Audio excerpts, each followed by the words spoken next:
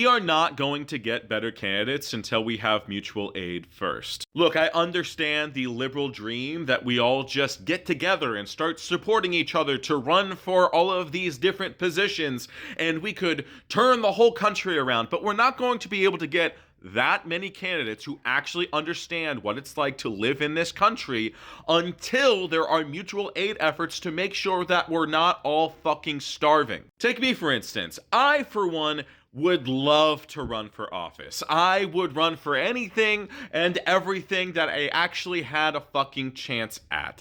I would run for local office. I would run for, state legislature. I would run for Congress or Senate or governor. Fuck, I'm actually eligible to run for president this election cycle. I will turn 35 days before the inauguration, so I am actually eligible to run in this presidential election. And you know what? I would have half a mind to fucking do it, if only because it would be fun to take a shot at being probably the youngest president in history and for all time. That would be neat.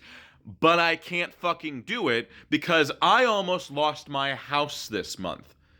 I regularly go without food because I can't afford it. Which means I can't actually run a campaign that would win, because running a campaign that would win in any of these contested districts, which again are the point here, to contest districts, to be able to do that, I would need to be able to treat it like my job.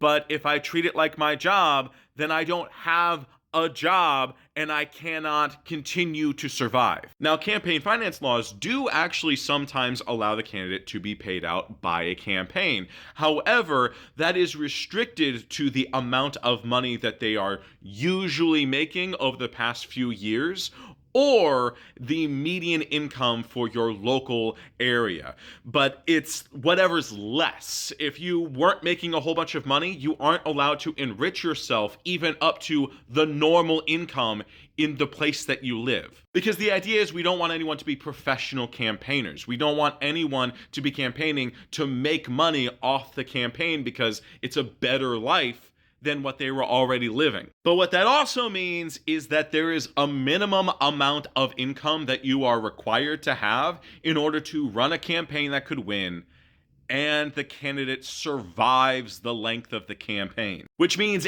anyone below that threshold literally does not serve in government anywhere. That is why the interest of the poor is entirely unrepresented. It's not because they just don't care. It's not because they wouldn't run if they were given the opportunity. It's not because they don't have important things to say. It is because they literally physically can't, without organized mutual aid societies to make sure them and their families do not die in the process. That is why, even if you believe in electoral politics as the main way to solve all our problems, you have to understand that we still have to do work outside of electoral politics to make electoral politics usable. Because I'm sorry, there is not a millionaire or billionaire who actually understands the struggles of people living in poverty.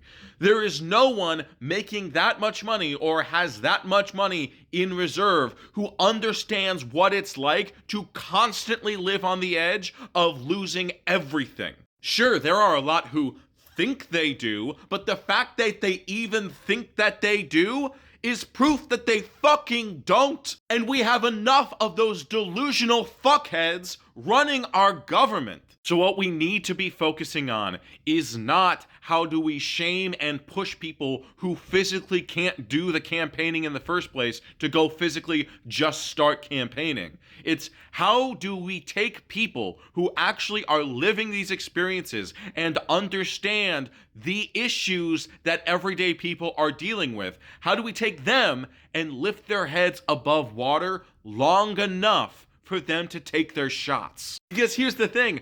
They need to be supported before they say anything along the lines of, I'm going to run for office.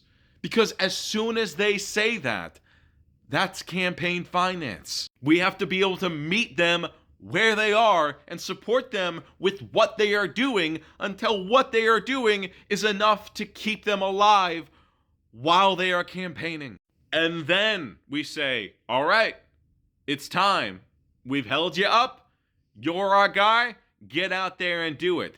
And then those people do then need to heed the call. I think someone like Hassan Piker should get the fuck out there and run for something. I think Kat Abu-Ghazaleh is a great example of what people should be doing when they've built a platform that sustains them, and then they want to actually use that platform for something tangible. And there are many, many more of us who could be doing these things on a much wider scale across the entire country. So to sum up, if you see someone that you think is a good candidate, support them in what they are doing until they are supported enough where campaigning is even something possible to do in the first place, and then demand that they start running.